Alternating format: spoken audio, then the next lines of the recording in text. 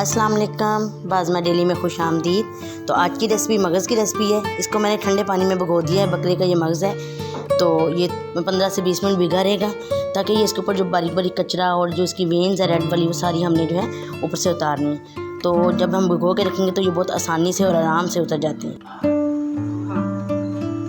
हाँ जी, तो पानी मैंने ड्रेन कर लिया। अब ये देखिए, इस तरीके से आप उससे इसकी जल्दी उतार लें सारी। हाँ जी, तो 1 गिलास पानी मेरा गर्म है पैन में, तो मगज़ मैं इसमें डाल रही हूँ ताकि ये पक भी जाएगा और इसके अंदर से जो थोड़ी बहुत स्मेल वगैरह है वो सब ख़त्म हो जाएगी। तो हम इसको पकाएंगे 5 मिनट तक। हाँ जी, तो ये देखें, ये बॉईल हो गया अच्छे तरीके से। इसने झाग वगैरह सारी छोड़ दी है। इसको मैंने 5 मिनट सिर्फ बॉईल किया है। ये रेडी है। इसको निकाल के मैं एक दफ़ा वॉश कर लूँगी। 1 टेबल स्पून कुकिंग ऑयल मैंने ऐड किया। तवा मेरा गर्म है। ½ टी स्पून लहसुन, 1 टमाटर,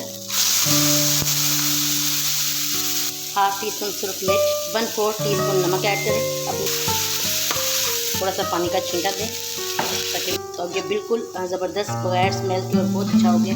इसको मैं इसके अंदर ऐड कर दूँ।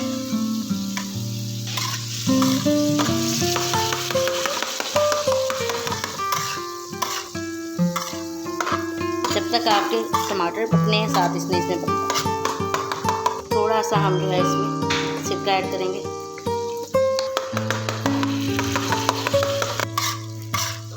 अब फ्लेम जो है हम लो कर देंगे। हम इसको ढक देंगे 5 मिनट के लिए। ठीक, 5 मिनट हो गए। इसको चेक करते हैं। अभी मैंने फ्रेश पत्ते तोड़े हैं पुदीने के, उनको वॉश किया अच्छे से, और अब ये हम इसके ऊपर काट के डाल देंगे। मैं उम्मीद करती हूँ कि आपको मेरी ये शॉर्ट और बहुत मज़े की रेसिपी जो है वो पसंद आई होगी।